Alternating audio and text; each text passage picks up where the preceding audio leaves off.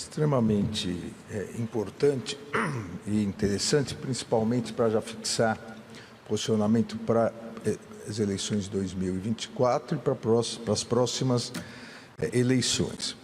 Aqui o fato concreto, eu que sou paulista e paulistano, é de uma tristeza muito grande, que foi a degradação total, num determinado momento, de uma das grandes e tradicionais rádios do estado de São Paulo, que foi a Jovem Pan, que num determinado momento, e aqui é exatamente um desses momentos, contratou influencers para fingirem que eram jornalistas. E essas influencers, e uma delas é a pessoa que proferiu as palavras, ela dia e noite praticava discurso de ódio, dia e noite discurso ofensivo contra os outros candidatos, contra a justiça eleitoral, numa clara campanha subrepetícia.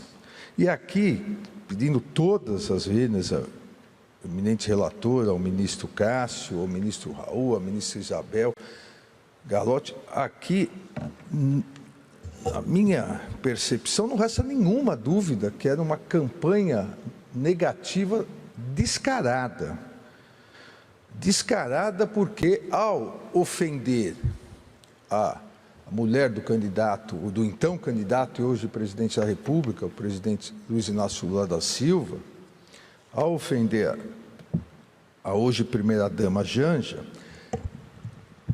a ofensa realizada partia da ideia de uma pauta de costumes e de um discurso de ódio em relação a determinadas opções de um lado político em relação à pauta de costumes, exatamente para colocar no programa de rádio, colocar a preferência dessa rádio, dessa comentarista, sobre um candidato que adotava uma pauta, uma posição em relação à pauta de costumes. É muito claro isso.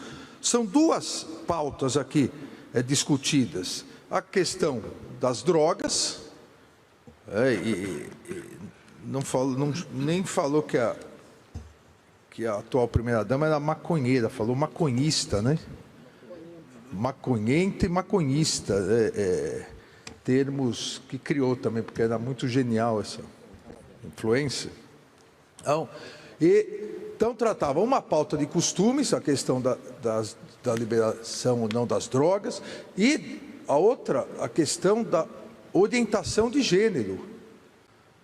Há um trecho em que fala, enquanto você tem ali a Janja abraçando o Pablo Vittar e fumando maconha, fazendo sei lá o quê, tal, você tem uma mulher impecável representando a direita. As duas pautas de costume, duas pautas que eram levantadas nas eleições, marcando exatamente aqui uma crítica a um determinado lado político e o seu apoio a outro lado político. E ainda continuou, utilizam drogas, tem o apoio de maconhistas e de pessoas perdidas na vida. Discurso de ódio, discurso preconceituoso, e um discurso de ódio, discurso preconceituoso, visando apoiar um dos candidatos. Para não ser assintosa, no sentido de citar o candidato, citou e fez a comparação em relação à então primeira-dama e à possível primeira-dama. Mas, num determinado momento, como citado pelo ministro Floriano, colocou o nome do candidato Lula no programa.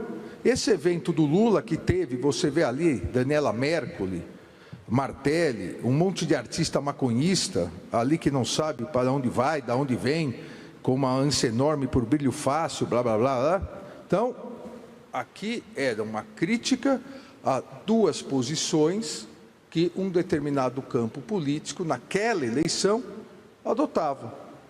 ou seja, a questão das drogas, da maconha, da descriminalização, e a questão da não discriminação de gênero. Eu não vejo como afastar isso do campo eleitoral. Entendo a preocupação do eminente ministro Cássio, do ministro Raul, da ministra Isabel. Não me parece que qualquer ofensa à mulher de um candidato tenha que ser tratado pela Justiça Eleitoral. Obviamente, nós não devemos estender a competência da Justiça Eleitoral automaticamente para qualquer ofensa à mulher de todos os candidatos. Imagine, né? Todos os candidatos a prefeito, todos os candidatos a vereadores. Mas se houver essa conexão direta com as eleições, com pautas defendidas por candidatos e, consequentemente, um discurso discriminatório, um discurso de ódio, direcionando ou tentando direcionar o eleitor, a eleitora para um ou outro candidato, aí me parece realmente que a competência é da Justiça Eleitoral. Então, pedindo novamente vênias ao relator, ao ministro Raul, ao ministro Isabel, eu acompanho a divergência inaugurada pelo ministro Floriano. Que me parece que sempre que houver ofensa, a figura da potencial primeira-dama, no contexto da campanha eleitoral, o objetivo é claramente de ter repercussão na campanha eleitoral. E aí podíamos já ficar como tese. Vamos julgar o mérito e, na sequência, a gente discute a tese. Pelo que eu entendi... Obrigado, Serral. Ministro Cássio. Só um comentário antes de passar o mérito. Pelo que eu entendi dos votos que me antecederam,